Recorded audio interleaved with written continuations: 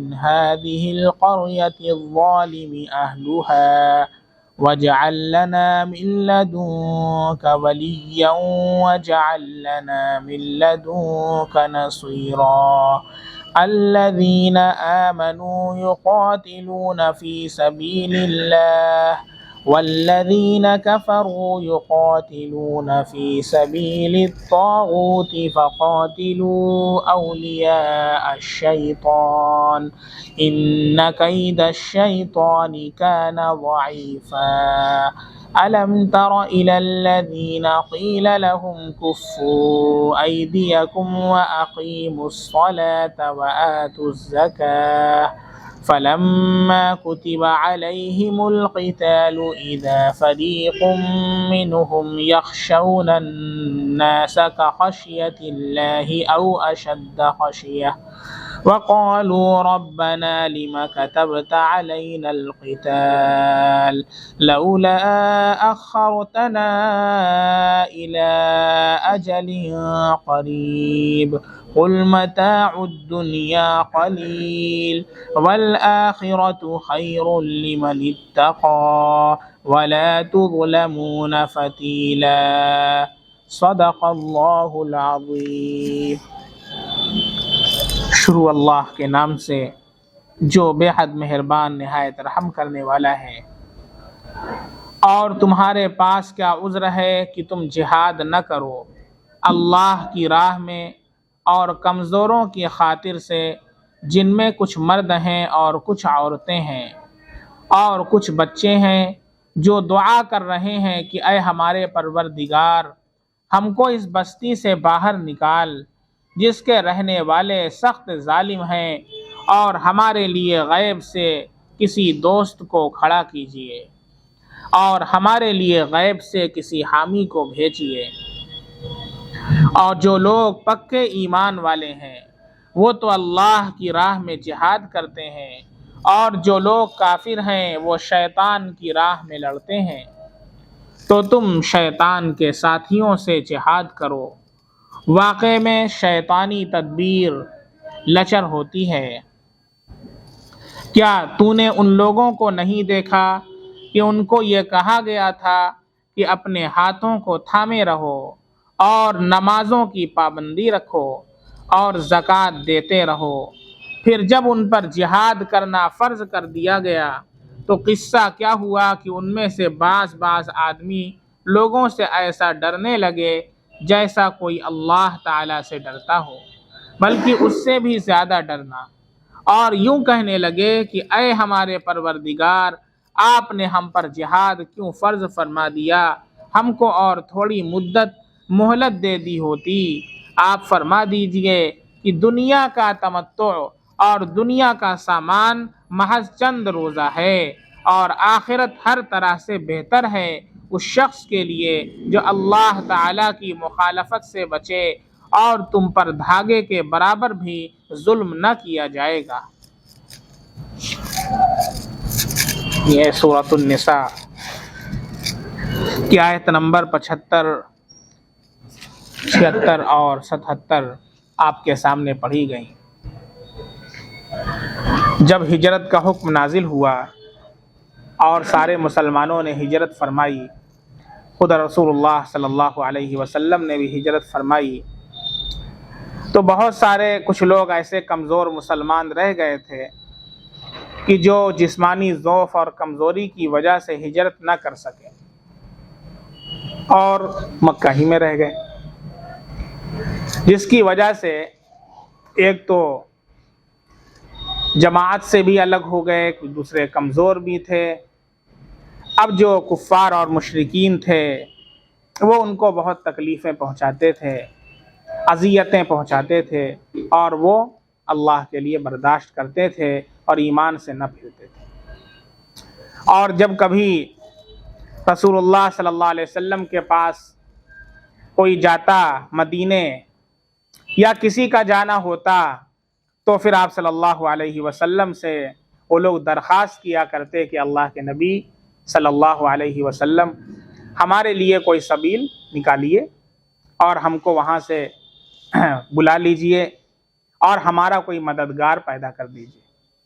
چنانچہ اللہ سے بھی یہ دعا کیا کرتے تھے جس کو اللہ نے اس آیت میں ربنا اخرجنا من هذه القرية الظالم اهلها واجعل لنا من لدنك وليا واجعل لنا من لدنك نصيرا، اللہ نے ان کی یہ دعا بھی نقل فرمائی ہے۔ جب ایسا ہوا تو پھر اللہ رب العزت نے ان کے نکالنے کی سبیل نکالی، چنانچہ رسول اللہ صلی اللہ علیہ وسلم نے ان میں سے بہت سے لوگوں کو بلا لیا، اور پھر اس کے بعد جب مکہ فتح ہوا تو اللہ کے نبی صلی اللہ علیہ وسلم نے ان کا ایک ولی حضرت عتاب کو مقرر فرما دیا، جنہوں نے مظالم سے ان کو نجات دلائی، اور ان کے ولی اور مددگار اور حامی اور ناصر بن گئے، اور ان کی دونوں دعا اللہ نے قبول فرما لی۔ اسی کو اللہ نے اس آیت میں بیان فرمایا ہے وَمَا لَكُمْ لَا تُقَاتِلُونَ فِي سَبِيلِ اللَّهِ، یہاں سے گویا کہ جہاد کا حکم بھی ہو رہا ہے، چونکہ ابھی تک جہاد کا حکم نہیں ہوا تھا۔ مکہ کے اندر جب مسلمان تھے تو ان کو جہاد کا حکم نہیں تھا، اگرچہ ان کو اذیتیں دی جاتی تھیں، تکلیفیں پہنچائی جاتی تھیں، رسول اللہ صلی اللہ علیہ وسلم ان کو منع فرماتے تھے کہ صبر کرو، صبر کرنے کی تلقین فرماتے تھے اور جہاد کا حکم نہیں دیتے تھے۔ جب مسلمان ہجرت کر کے مدینہ گئے ہیں تو پھر اس کے بعد جہاد کا یہ حکم آیا ہے، اور پھر اس کے بعد غزوہ بدر کا واقعہ پیش آیا ہے کہ جس میں 70 مشرکین مارے گئے ہیں اور 70 قیدی بنائے گئے ہیں، اور رسول اللہ صلی اللہ علیہ وسلم نے جو قیدی ہوئے تھے ان میں سے بہت سے لوگ جو پڑھنا لکھنا جانتے تھے، اللہ کے نبی صلی اللہ علیہ وسلم نے کہا کہ تم 10 بچوں کو پڑھنا لکھنا سکھا دو تو یہ تمہارا فدیہ ہے۔ یہ ہے تعلیم کی اہمیت۔ ہمارے نبی صلی اللہ علیہ وسلم نے اس وقت میں جبکہ ایک ایک آدمی کے بدلے ہزاروں دراہم مل سکتے تھے اور اس وقت مسلمانوں کو ضرورت بھی تھی، لیکن تعلیم کو اہمیت دی۔ بہت سے لوگ کہتے ہیں کہ ہم تعلیم دلائیں کہ کھائیں، اور گھر میں روزانہ گوشت بن رہا ہے، لیکن بچوں کو تعلیم نہیں دلاتے ہیں۔ ایک وقت گوشت نہ پکائیے لیکن بچوں کو تعلیم دلائیے، اور مستحق کوئی بچہ ہے جو پڑھنا چاہتا ہے، واقعی اس کے پاس پیسہ نہیں ہے تو انشاءاللہ ہم اس کی کفالت کے لیے تیار ہیں۔ اسی وجہ سے 2018 سے ہم نے اسکول قائم کیا ہے، الحکمہ انٹرنیشنل اسکول جونپور۔ الحمدللہ بہت سے ایسے بچے ہیں جو مستحقین ہیں، ان کی کفالت کر رہے ہیں۔ ایک صاحب کا فون آیا، کہنے لگے 2 یتیم بچے ہیں مفتی صاحب آپ کے اسکول میں بھیج دیں، پڑھا دیجیے۔ ہم نے کہا بہت اچھی بات ہے، ایک کی کفالت ہم کر لے رہے ہیں، ایک کی آپ کر لیجیے، ایک کی ہم کر لے رہے ہیں کہ آپ کر لیجیے۔ خاموش ہو گیا۔ دونوں بچوں کو ہم نے بلا لیا، دوسرا سال چل رہا ہے، لیکن انہوں نے ہاں تو کہا لیکن اس کے بعد سے کبھی ملاقات نہیں کی۔ یہ صورتحال ہے۔ یعنی ہم رونا تو روتے ہیں، اپنی پسماندگی کا رونا روتے ہیں، اور اپنے ایجوکیشن سے پیچھے ہونے کا رونا روتے ہیں، لیکن الحمدللہ جب خرچ کی بات آتی ہے تو ہم پیچھے ہٹ جاتے ہیں۔ وہی مسلمان جب شادی بیاہ کرتے ہیں تو دیکھیں دھڑلے سے پیسے خرچ کرتے ہیں، لیکن تعلیم کے معاملے میں پیچھے۔ ایک ڈھنگ کا ہمارے پاس کوئی ایسا اسکول نہیں ہے، کالج نہیں ہے جہاں پر ہمارے بچیاں، جہاں پر ہمارے بچوں کا ایمان محفوظ ہو اور بچیاں پردے کے ساتھ پڑھائی کر سکیں۔ یہ مسلمانوں کے لیے ضروری ہے وہ اس کے اوپر، تعلیم کے اوپر توجہ دیں۔ رسول اللہ صلی اللہ علیہ وسلم نے 10 بچوں کے پڑھانے کے بدلے انہیں آزاد کر دیا۔ اس طریقے سے آپ صلی اللہ علیہ وسلم نے تعلیم کی اہمیت صحابہ کے دلوں کے اندر بیٹھائے تھے۔ وہ صحابہ جو صفہ کے صحابہ تھے، جنہیں اصحاب صفہ کہا جاتا ہے، ان کے پاس کھانے کا کوئی ٹھکانہ نہیں تھا، نہ رہنے کا کوئی ٹھکانہ تھا۔ کہیں سے کھجور آ گئی، آپ صلی اللہ علیہ وسلم کی خدمت میں آپ نے انہیں کھلا دی۔ کبھی 2 دن 3 دن گزر جاتا تھا، کچھ کھانے کو نہیں ملتا تھا۔ ایک مرتبہ کہیں سے دودھ آیا تو آپ صلی اللہ علیہ وسلم نے حضرت ابو ہریرہ رضی اللہ عنہ کو بلایا، اور ان کو بہت بھوک لگی تھی، وہ بھی اصحاب صفہ میں تھے۔ سب سے زیادہ حدیثوں کی روایت کرنے والے کون ہیں؟ حضرت ابو ہریرہ رضی اللہ عنہ۔ کیا اسی طریقے سے بہت محنت کی ہے انہوں نے، تب جا کر کے ایک مرتبہ اللہ کے نبی صلی اللہ علیہ وسلم سے انہوں نے کہا، خود کہتے ہیں کہ میں جو سنتا تھا بھول جاتا تھا، تو میں نے آپ صلی اللہ علیہ وسلم سے کہا، اللہ کے نبی میں آپ سے حدیثیں سنتا ہوں بھول جاتا ہوں، میرے لیے دعا کر دیجیے۔ آپ صلی اللہ علیہ وسلم نے کہا اپنی چادر پھیلاؤ، اور آپ صلی اللہ علیہ وسلم نے دعا کی حفظ کی دعا کی، برکت کی دعا کی، اور پھر اس کے بعد اس کو ان کے اوپر ڈال دیا. کہا اس کے بعد سے جو بھی سنا مجھے یاد رہا، محفوظ ہو گیا، بھولا نہیں. نبی کریم صلی اللہ علیہ وسلم نے بلایا ابو ہریرہ رضی اللہ عنہ کو اور کہا کہ دودھ پلاؤ. اور جب ان کو بلایا تو سمجھ گئے کہ مجھے پلانے کا حکم ہوگا، بھوک مجھے لگی تھی، اور ایک پیالہ دودھ ہے.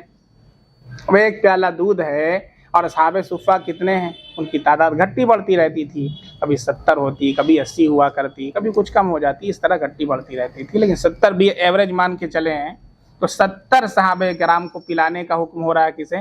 حضرت ابو ہریرہ رضی اللہ عنہ. اور کتنا دودھ ہے؟ ایک پیالہ دودھ ہے. اب ان کے دل میں آیا کہ بھائی ایک پیالہ دودھ ہے، مجھے پلانے کا حکم ہو رہا ہے، اب کہاں بچے گا کہ مجھے ملے گا؟ لیکن نبی کا حکم ہے، نبی کا آرڈر ہے. فوراً اسے لیا اور پلانا شروع کیا. ایک کو پلایا، دو کو پلایا، تین کو پلایا، چار کو پلایا، حتیٰ کہ سارے اصحاب صفہ نے نوش کر لیا اور سب کے سب سیر ہو گئے. اور پھر دودھ کو لے کر کے آیا اللہ کے نبی کے پاس اور کہا لیجیے. آپ صلی اللہ علیہ وسلم نے کہا کہ تو نے پیا؟ کہا نہیں. کہا تم پیو. اب انہوں نے پیا، کہا جم کر کے پیا، بہت بھوک لگی تھی. اور جب پیا پھر اس کے بعد پینے کے بعد آپ صلی اللہ علیہ وسلم کو جب میں نے دیا تو آپ نے کہا پھر پیو. پھر دوسری بار پیا، خوب جم کر کے پیا، جو کچھ کسر تھی وہ ختم ہو گئی. پھر اس کے بعد دیا، آپ نے کہا اور پی لے. تیسری بار جم کر کے پی لیا. پھر آپ صلی اللہ علیہ وسلم نے لیا اور پی کر کے ختم فرما دیا. اسے کہتے ہیں برکت. اسے کیا کہتے ہیں؟ برکت کہتے ہیں. تھوڑا سا ہے، سب کو شامل ہو جائے، سب کو کافی ہو جاتا ہے، اللہ کی طرف سے وہ برکت اس میں شامل ہوتی ہے. چنانچہ غزوہ تبوک کے موقع پر بھی کل حدیث پڑھی گئی پھول شاہ پر. غزوہ تبوک کے موقع پر بہت جو سامان رسد تھا دھیرے دھیرے ختم ہونے لگا، مختصر سا رہ گیا تھا. حتیٰ کہ صحابہ کرام آ کر کے پوچھنے لگے کہ اللہ کے نبی، ہم اپنے اونٹوں کو ذبح کریں کیونکہ کھانے کو اب کچھ ہے نہیں. اونٹوں کو ذبح کریں، اونٹ کا گوشت کھائیں اور اس کی چربی جو ہے روغن کی شکل میں اس کو بھی استعمال کریں چونکہ اب کچھ رہ نہیں گیا. تو آپ صلی اللہ علیہ وسلم نے کہا ٹھیک ہے. حالات ایسے تھے کہ حضرت عمر فاروق رضی اللہ تعالیٰ عنہ اور انہوں نے سن لیا اور کہا کہ اللہ کے نبی صلی اللہ علیہ وسلم آپ اونٹ کے ذبح کرنے کا حکم نہ دیں، بلکہ آپ جتنا بھی سامان لوگوں کے پاس جمع ہے اسے منگوا کر کے اس پر برکت کی دعا کر دیں. اس سے یہ نقطہ محدثین نے لیا ہے کہ اگر نبی بھی کوئی بات بیان کرے اور اس میں امت کے لیے خیر کی کوئی بات ہو تو انتہائی ادب کے ساتھ کوئی شخص اسے عرض کرے. چنانچہ حضرت عمر فاروق رضی اللہ عنہ نے انتہائی ادب کے ساتھ اسے عرض کیا اور آپ صلی اللہ علیہ وسلم نے حضرت عمر فاروق رضی اللہ عنہ کے مشورے کو لے لیا اور آپ نے کہا چمڑے کا دسترخوان بچھوایا اور کہا کہ لاؤ جس کے پاس جو سامان ہے. کوئی کھجور لے کر کے آ رہا ہے، کوئی ایک مٹھی چنا کسی کے پاس ہے وہ لا کر کے ڈال دیا، کسی کے پاس ستو ہے لا کر کے رکھ دیا، کسی کے پاس پنیر ہے لا کر کے ڈال دیا، جو جس کے پاس تھا وہ سب لا کر کے ڈال دیا. 70,000 لوگ تھے، بہت تھوڑا تھوڑا تھا. ایک دسترخوان پر جو کچھ بھی جمع ہوا ہوگا آپ صلی اللہ علیہ وسلم نے برکت کی دعا فرما دی. اور پھر آپ نے کہا کہ جس کے پاس جو برتن ہے لے کر کے آئے اور اپنے برتن کو اس سے بھر لے. اب سب لوگ گئے اپنا اپنا برتن لے کر کے آئے. کسی کے پاس ایک برتن، کسی کے پاس 2 برتن، کسی کے پاس 3 برتن، کسی کے پاس 4 برتن. 70,000 کا مجمع ہے. سب نے اپنے برتن اس سے بھر لیے اور جیسا تھا ویسے ہی رہا. پھر اس کے بعد نبی نے کہا اب سب لوگ کھا لو اس میں سے جو بچا ہے. سب نے کھایا، سب سیر ہو گئے. کہا سیر ہو گئے؟ ٹھیک. پھر آپ صلی اللہ علیہ وسلم نے اسے نوش فرما لیا. اللہ نے اتنی برکت اس کے اندر عطا فرمائی. یہ ہے برکت. بات سمجھ میں آ رہی ہے؟ اسے برکت کہتے ہیں. حلال رزق کے اندر اللہ تعالیٰ برکت عطا فرماتے ہیں. مختصر سا ہوتا ہے اور سب کو کافی ہو جاتا ہے. اور حرام اگر ہے تو 1 لاکھ بھی ہوگا تو 1 روپے میں جیسا اس کی قیمت 1 روپے کے برابر ہے، اس میں برکت نہیں ہوگی. 1 لاکھ روپیہ ہے وہ اس طریقے سے ختم ہوگا کہ بس آپ خود حیران ہیں کہ کہاں ہو گیا. کہاں چلا گیا؟ اس لیے اللہ کے نبی صلی اللہ علیہ وسلم نے رزق حلال کی ترغیب دی ہے اور رزق حلال کے لیے دعا فرمائی ہے۔ اس کے لیے ہر نماز کے بعد 7 مرتبہ بتایا اللہم اکفنی بحلالک عن حرامک واغننی بفضلک عمن سواک۔ اس دعا کا اہتمام کیا جائے، کوئی مشکل نہیں ہے، ہر نماز کے بعد 7 مرتبہ اگر ہم یہ دعا پڑھ لیں تو اس کے بڑے فضائل ہیں۔ ایک تو یہ کہ اللہ رزق میں برکت عطا فرماتے ہیں، دوسرے اللہ رزق حلال عطا فرماتے ہیں، تیسرے کہ اللہ اگر قرض ہے تو قرض سے آزادی عطا فرما دیتے ہیں۔ بہت سے فضائل اس کے، علماء نے بہت سی مشکلات کے حل کے لیے بھی اسے لکھا ہے۔ 7 مرتبہ پڑھنا کوئی مشکل نہیں ہے اگر ہم اللہ کے نبی صلی اللہ علیہ وسلم کی دعاؤں کو اپنے معمولات میں شامل کر لیں تو ضرور اللہ کے نبی صلی اللہ علیہ وسلم کی دعاؤں کی برکت سے اللہ ہماری مشکلات کو حل فرما دیں گے اور ہماری دشواریاں اللہ تعالیٰ آسان فرما دیں گے۔ تو یہ غزوہ بدر کا جو موقع تھا، آپ صلی اللہ علیہ وسلم نے 10 بچوں کو پڑھانے کے بدلے ایک کو آزاد کیا ہے۔ اس سے تعلیم کی ترغیب دی ہے۔ ہمیں یہ چاہیے کہ ہم تعلیم کو، اپنے بچوں کو تعلیم دیں، اگرچہ روزانہ گوشت نہ کھانا پڑے، ایک دن دال کھا لیں، لیکن روز اپنے بچوں کو ضرور تعلیم دیں۔ اور پھر بھی کوئی مستحق بچہ ہو کہ جس کو کوئی پڑھانے والا نہ ہو تو انشاءاللہ ہم اس کی کفالت کرتے ہیں۔ اگر آپ حضرات چاہیں تو آپ بھی کفالت کر سکتے ہیں۔ یہ صدقہ جاریہ ہے، ہمیشہ کے لیے رہے۔ آپ دنیا سے چلے جائیں گے لیکن اللہ رب العزت جانے کے بعد بھی وہ جو نیک کام کرتا رہے گا اللہ تعالیٰ اس میں آپ کا اجر عطا فرماتے ہیں۔ تو اللہ کے نبی صلی اللہ علیہ وسلم نے ان کا انتظام کیا اور انہوں نے دعائیں کی، اور دعاؤں کے اندر 2 چیزوں کو اللہ سے مانگا۔ سب سے پہلی چیز اخرجنا من هذه القرية الظالم اهلها، اے ہمارے پروردگار ہمیں نکال دے اس بستی سے، یعنی مکہ سے۔ هذه القرية سے مراد کیا ہے؟ مکۃ المکرمہ۔ من هذه القرية، اس بستی سے نکال دے، الظالم اهلها، جس کے رہنے والے سخت ظالم ہیں، آپ ان کے اوپر ظلم کیا کرتے تھے، جو کمزور مسلمان تھے، اور ان کو سزائیں دیا کرتے تھے، ان کو تکلیفیں پہنچایا کرتے تھے۔ اور پھر دوسری دعا کیا وَاجْعَل لَّنَا مِن لَّدُنكَ وَلِيًّا وَاجْعَل لَّنَا مِن لَّدُنكَ نَصِيرًا، اور ہمارے لیے غیب سے کسی دوست کو کھڑا کر دیجیے۔ حالات ایسے نہیں تھے کہ مکہ فتح ہو جاتا۔ نبی کریم صلی اللہ علیہ وسلم کو اور مسلمانوں کو جن حالات میں مکہ چھوڑنا پڑا تھا، اس کے 8 سال کے اندر اللہ نے مکے کو فتح کروا دیا۔ یہ نبی کریم صلی اللہ علیہ وسلم کا معجزہ تھا۔ چنانچہ فتح مکہ ہوا اور پھر رسول اللہ صلی اللہ علیہ وسلم نے حضرت عتاب رضی اللہ عنہ کو ان کا ولی مقرر کر دیا، اور ان مسلمانوں کو بھی آپ صلی اللہ علیہ وسلم نے مکے سے نکلوا دیا۔ تو اس آیت میں جہاد کی ترغیب دی گئی ہے۔ پھر اس کے بعد سب سے پہلا جو غزوہ ہوا ہے وہ غزوہ بدر کا ہوا ہے، جس میں 313 صحابہ کرام شریک ہوئے، بنفس نفیس رسول اللہ صلی اللہ علیہ وسلم بھی شامل ہوئے، اور مسلمانوں کو اللہ رب العزت نے فتح عطا فرمایا، جس میں اللہ رب العزت نے فرشتوں کو آسمان سے نازل فرمایا، جس کا آگے تذکرہ آ رہا۔ اللہ فرماتے ہیں اور تمہارے پاس کیا عذر ہے کہ تم جہاد نہ کرو اللہ کی راہ میں، وَمَا لَكُمْ لَا تُقَاتِلُونَ فِي سَبِيلِ اللَّهِ، اور تمہارے پاس کیا عذر ہے کہ تم جہاد نہ کرو اللہ کی راہ میں، وَالْمُسْتَضْعَفِينَ مِنَ الرِّجَالِ، اور کمزوروں کی خاطر جن میں کچھ مرد ہیں، وَالنِّسَاء، اور کچھ عورتیں ہیں، وَالْوِلْدَانِ، اور کچھ بچے ہیں جو مکہ میں رہ گئے تھے اور جن کو کفار تکلیفیں پہنچایا کرتے تھے۔ الَّذِينَ يَقُولُونَ، جو یہ دعا کرتے ہیں، ربنا اخرجنا من هذه القرية الظالم اهلها، اے ہمارے پروردگار ہم کو اس بستی سے باہر نکال جس کے رہنے والے سخت ظالم ہیں، واجعل لنا من لدنك وليا، اور ہمارے لیے غیب سے کسی دوست کو کھڑا کر دیجئے، واجعل لنا من لدنك نصيرا، اور ہمارے لیے غیب سے کسی حامی کو بھیج دیجئے۔ الذين آمنوا يقاتلون في سبيل الله، جو لوگ کامل ایمان والے ہیں، یقاتلون فی سبیل اللہ، وہ تو اللہ کی راہ میں جہاد کرتے ہیں۔ جہاد اللہ کی راہ میں کون کرتے ہیں؟ کامل ایمان والے ہیں۔ جیسا کہ اس سے پیچھے آیا ہے کہ منافقین کیا کرتے تھے، جب جہاد کا موقع آتا تو ٹال مٹول کیا کرتے تھے، اور پھر پیچھے رہ جانے والوں میں سے ہو جاتے، اور پھر دیکھتے کہ اگر مسلمانوں کو فتح ہوتی تو افسوس کرتے اور کہتے کاش میں بھی شامل ہوتا کہ مجھے بھی مال غنیمت ملتا۔